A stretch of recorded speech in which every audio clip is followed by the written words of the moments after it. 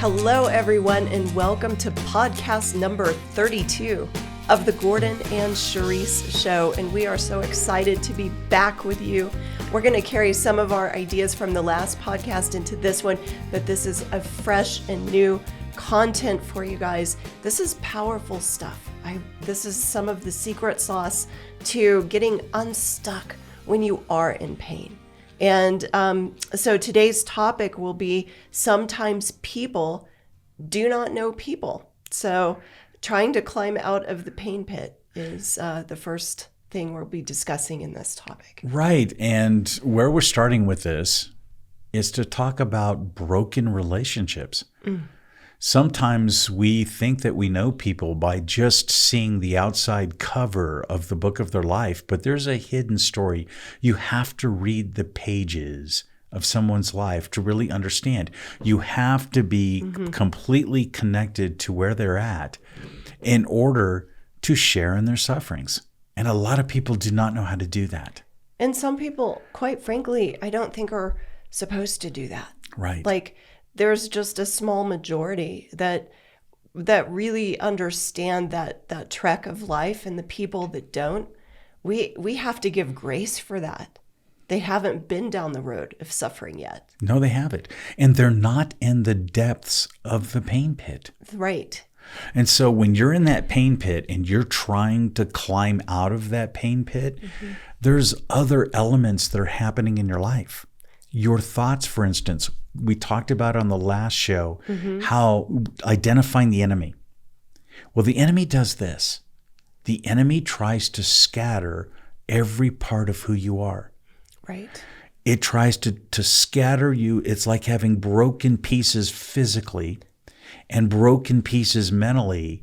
And then when you have those competing forces, that two-way thinking, it tries to have you going in several different directions. And when the enemy can scatter you, he can basically get rid of you or your influence on your family or anyone else in the community. Well, because there's just so much energy being spent trying to figure out what piece am I? Right. There's too many scattered places, and pain has a way of doing that, but it doesn't have to do that to your mind.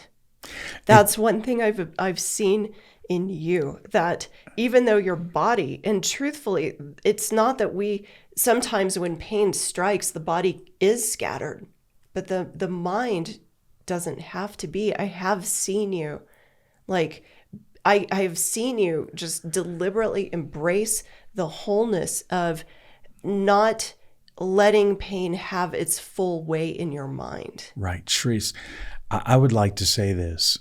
At first it did. So when you're in that pain pit and you're down and your thoughts are scattering, and it's not that it's just, I'm thinking this thought and that thought and this thought and that thought. They're moving like this. They're opposing each other. And they're dancing. They have a rhythm with your pain. Your pain starts getting worse and worse and worse. And there's no way you start perceiving hopelessness in your life. To change your mindset, to identify the enemy and understand that he's trying to scatter every part of who you are, your outside man as well as your inner man. That mindset is a training project.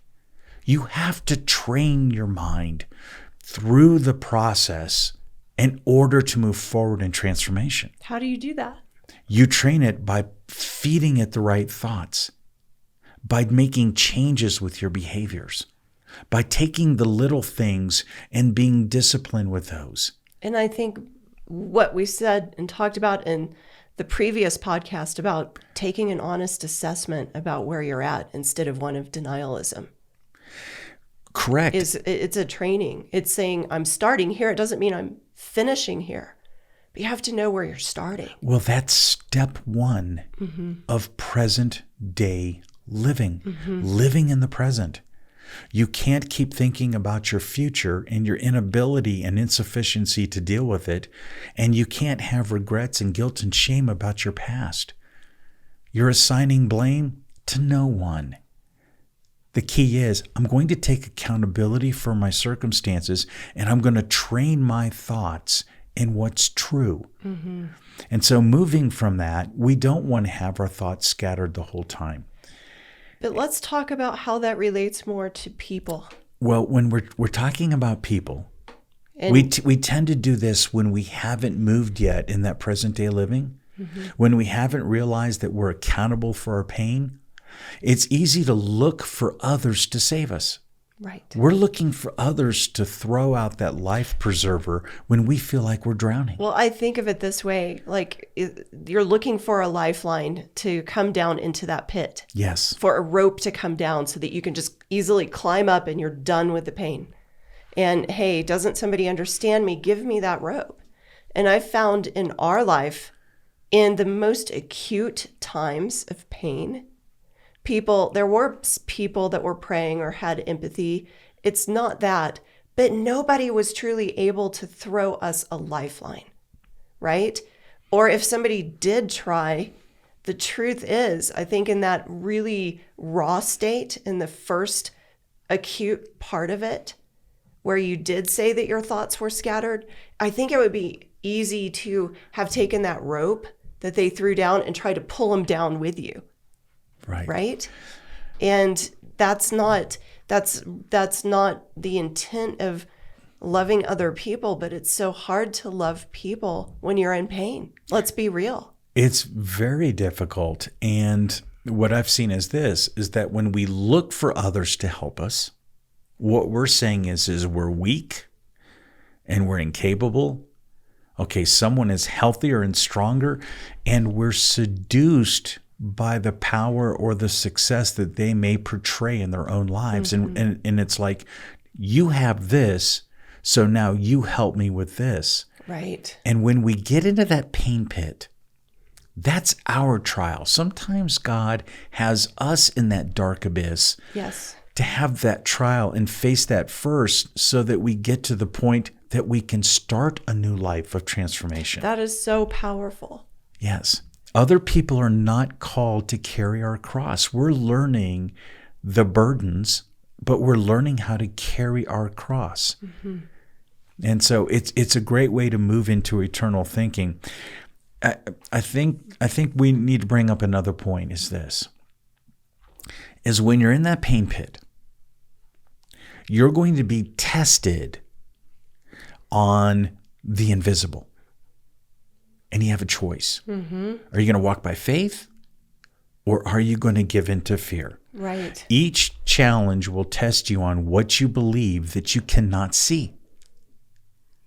Yeah. So when something's bigger than us and we can't see something and something's invisible, but we know that there's power and truth to it, we have a choice. God or fear. And a lot of times pain perpetuates fear at first, especially when we're unfamiliar with the environment or the experience. Absolutely. Well, I love what a friend posted just the other day on Facebook. It was a quote by Bob Proctor. Okay. And it says, faith and fear both demand you believe in something you cannot see. Okay. So exactly. It demands either you choose faith or you choose fear. You can't see either one of them. So which path are you going to choose? I wouldn't even say path. Which one are you going to choose when you're in the pit and you can't see them? I choose faith. I know you do. Every time. I know you do. But it's not always easy. Sometimes it's extremely difficult because you feel like you have sea legs. You know, you're not used to dealing with things, and your legs are wobbling right now. Okay, you almost feel like I'm staggering. You don't feel solid to stand firm against a trial. But I choose faith, and it takes time. Faith is not just something where we have an instantaneous result. Right. It's a journey. It's a process. It's being in that pain pit and knowing one day you're not going to be in it. And we're only called to live up to the faith that we've been given individually. That's the other part. We're not called, again, when we're thinking of other people, if their life seems more healthy, more successful, more put together, whatever it is, it stings when you're in pain to see that sometimes. But then it's really hard when somebody that may be a trusted friend or somebody that you really love says, well, just have more faith, you'll get better. I don't think that this fear or faith thing equates to just getting better, like going back to exactly what you were. Right. You're getting better. Maybe the very suffering, the course to getting better is the course of walking out the path of suffering. But the measure of faith you walk it out in, you're only required to live out your faith for the measure God gave you. And don't put a heavier yoke on yourself by what somebody else puts on you as well. I agree. I mean, that's heavy. You can't do that. Faith lightens that burden we go through. Yes. Faith carries us in our weakness. And so people who have well-intentioned meaning and say, just have more faith. Well, maybe God hasn't given you the measure of faith they have to have that more faith. Just live up to the faith he's given you for today. I think those words seem hurtful when this happens. Okay? Mm-hmm. Normal, healthy people, they find it extremely difficult to sympathize with people in pain when they can't see evidence of pain in their life. Right. And when I've quoted off numbers such as 50 million adults in the United States suffer from some form of chronic pain, which means this: they've had intractable pain for 6 months, and that could be physical, mental, or emotional. 6 months or more. Or more, mm-hmm. Okay? Yep. And what that indicates is this: sometimes you have 2 arms and 2 legs and you look normal. I do. Okay? There were times that I wasn't. People are not at our home when we've had bad times and I can't get out of bed. You know, and so they get the highlight reel of our life. Yes, they do. And even on our social media or website, there's a lot of life-giving pictures that show life and health and happiness. But there is pain behind those layers. Again, it's like reading the book. Mm-hmm. They only see the outside cover, and they do not understand the details of the words or the content of the story. So that means that the person who has fallen into that pain pit can't rely on other people to perfectly get them out of that pit and make their life perfect again. Right. It's a perpetual disappointment to put that expectation on man. Right. It doesn't work. Right. Right. And there's no comparisons allowed. No comparisons allowed. Yeah, please stop doing that if you are doing it, because it will immobilize you. Right. So when we look at someone else, instead of looking at the weaker link to the chain and saying that's how the body is measured, by that weakest part. Okay. And then the goal is to edify and strengthen and make that part. It's going to become new because God's grace is sufficient for the weakest part. Mm-hmm. We tend to do this as other people not understanding their suffering. We just tell them to get better and get stronger. Or just here, let's take out that link to the chain and let's try to make a stronger chain. Yes, and the normal person can do this. Well, if it was me, because I already have this amount of faith, they should be able to catch up with me. And if they can't, well, so be it. That's almost the American way, okay? Capitalism is brought in with free enterprise. It's the survival of the fittest. That's not what faith and transformation is about. Right. Not whatsoever. And right now with our relationships, I think things are made worse when we talk about comparisons, moving into social media. We use social media for communication and connection. We're not trying to use social media to become famous, right, or to sit there and tell a false story about people who deal with chronic suffering, as well as how to live abundantly with chronic pain. So social media is eroding some of the most important elements of what it means to connect in relationships. It's doing the opposite of what it was intended to. Absolutely. Originally. Yes, it is. But we can still use it for good and connection. Absolutely. But I do think comparison is it's the enemy to your progress. If there's somebody that's living by comparison and they're in pain. Right. Oh boy. Oh boy. And this idea that you're alone, when someone's alone, they're looking for people all the time to give them more help, more help, more help. And then they grow bitterness in their hearts towards the people that don't even know they're supposed to reach out their hand to help you. Right.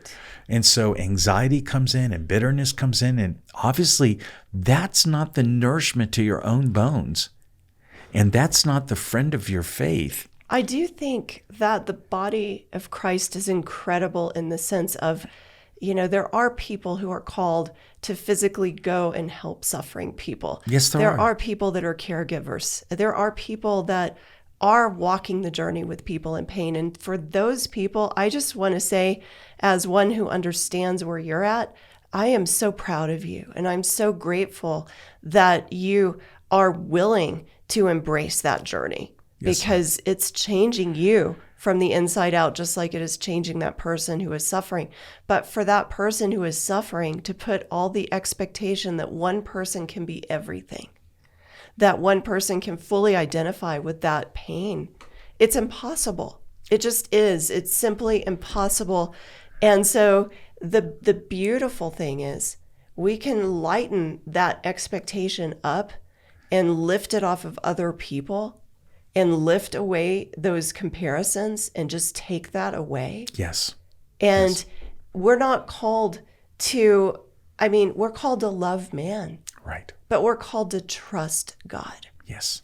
And this trust begins in the most solitude of places where no other human can go. Yes. So boldly go where no man can go, right? Right. That's where God is with us in that pit. So what is your thought for the day? Forgive the people who have disappointed you. Just forgive them. And powerful. Just like what Jesus said on the cross as he was dying, forgive them. They don't know what they're doing. If you're carrying a bunch of unforgiveness and unmet expectations because you're in pain, acknowledge it. Right. I don't disagree that you may have really been brutalized by a lot of people. But here's the deal. It's time to take that expectation off of them, to forgive them, and to let God work something deeper in you, because he's the only one present in your suffering that will carry you through until the finish line. Right. Mm-hmm. And quit believing that there's this seducing power in false friends or false situations or imaginary situations that are supposed to rescue you. If you are still stuck in the pain pit and you're still looking for someone to throw you a lifeline, I would say this: stand up. Instead of stomping on the pit because you're angry and frustrated, why don't we take this as a symbol? Stomp on the enemy in the pain pit. Mm-hmm. Take authority over your life. You're basically stomping on the gates of hell that are trying to prevail over you. That's right. The power of stomping will free you from temporary painful suffering, bringing you authority over the shackles that are trying to keep you held down. Amen. So it's a time to let people go. It's time to take authority and accountability. And it's time to let relationships heal in your life. Amen. That is a good word, Gordon. And with that, we are so looking forward to catching you next time on our show. And we just thank you for tuning in. Yes, we do. And may God give you just perpetual love and comfort and reassurance. Until next time, we'll see you then. We'll see you then.